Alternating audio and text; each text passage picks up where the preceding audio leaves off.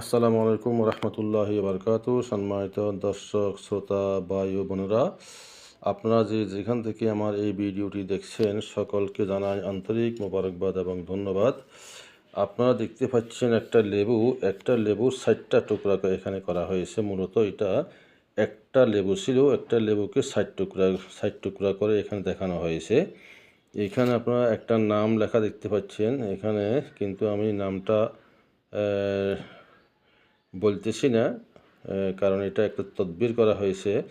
যারা দূরে, সারা পৃথিবীর যে প্রান্তে বা যারা অবস্থান করুক না কেন, তাদের শারীরিক কোনো সমস্যা যদি হয়ে থাকে, জিন জাদু টোনা কুফুরি ইত্যাদি যদি কোনো সমস্যা যদি হয়ে থাকে, ধরাছোঁয়ার বাইরে যদি হয়ে থাকে, তখন আমরা বাইর থেকে, দূরের থেকেও তাদের নাম, মায়ের নাম উল্লেখ করে আমরা আমরা পবিত্র কালামুল্লাহ শরীফের কিছু দোয়া, কিছু আয়াত ইত্যাদি পাঠ করে আমরা এই তদবিরটি এই সমস্যাটি সমাধান করার চেষ্টা করি।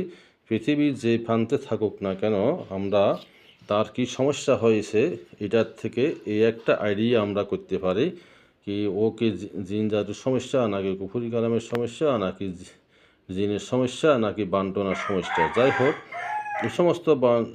এই সমস্ত বান্টনা কুফুরি জাদু কোনো সমস্যা যদি হয়ে থাকে, সেটা জানার জন্য সরাসরি যদি সামনাসামনি যদি থাকে রুগী, তখন এটা ভালো কথা।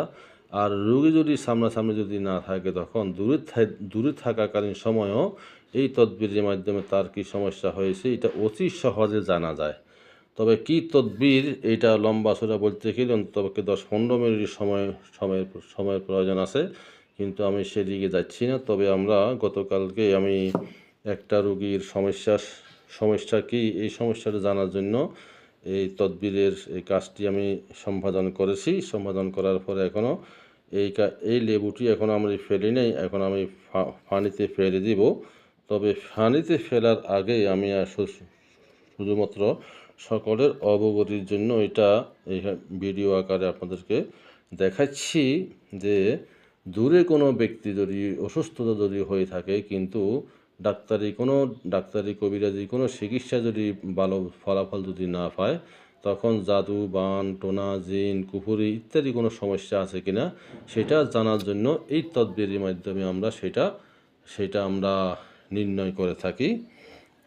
আল্লাহ পাক সুবহানাহু ওয়া তাআলা সবাইকে ভালো রাখুক, সুন্দর রাখুক, সুস্থ রাখুক, এই কামনা করি আমি আমার বক্তব্য এখানে শেষ করছি। আসসালামু আলাইকুম ওয়া রাহমাতুল্লাহি ওয়া বারাকাতুহু।